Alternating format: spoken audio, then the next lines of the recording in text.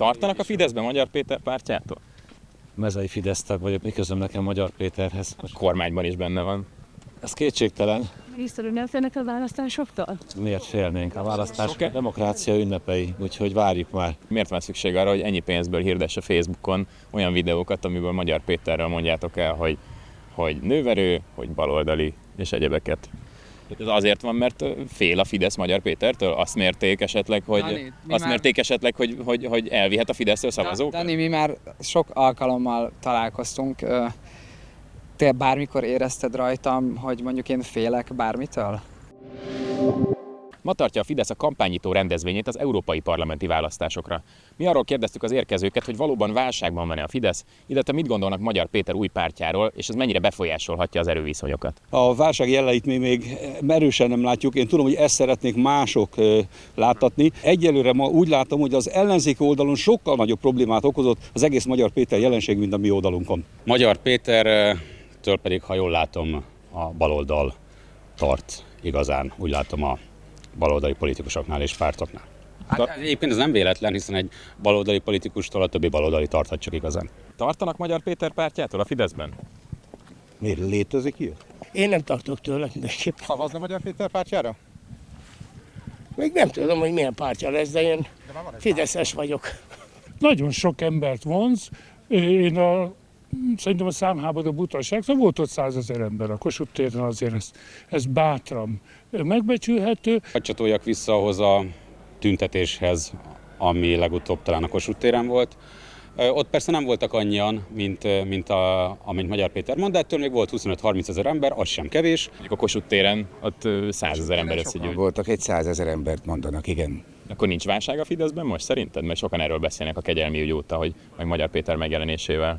Nyilvánvaló, hogy a kegyelmi ügy az egy valóságos botrány volt, a következményei meglettek. Több százezeres szavazóvesztésről jelentek meg kutatások.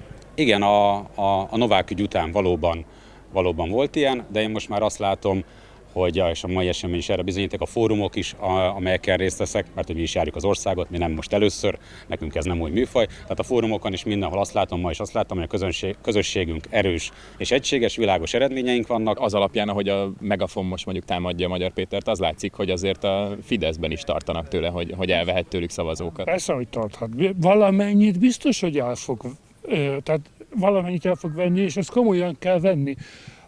A politikában ezt így játsszák. Az ellenfelet megpróbáljuk legyőzni. Ez az ember minden nap mindent elmond rólunk. Hát persze, hogy nekünk is akkor el kell mondani, hogy ezzel szemben mi a valóság, és ő kicsoda. Tehát én nem tudom, hogy Megafonnál mi történik, arra nekem nincs ráhatásom. Nem követi a Megafon? De szoktam látni, de hogy mit hirdetnek és mennyiért, azt értelemszerűen nem tudom. Igazgató asszony. Jó, rég láttam. Tartanak Magyar Péter új pártjától a Fideszben? Kik?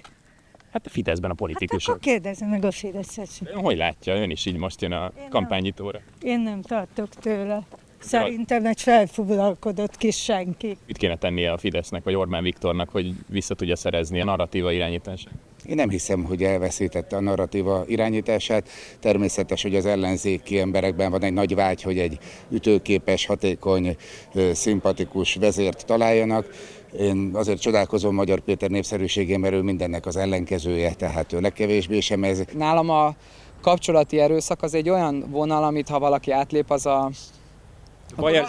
valaki a férfi asságából kilép. Bajer Zsolt azt mondta, hogy erről 10 éve tudnak a Fideszben.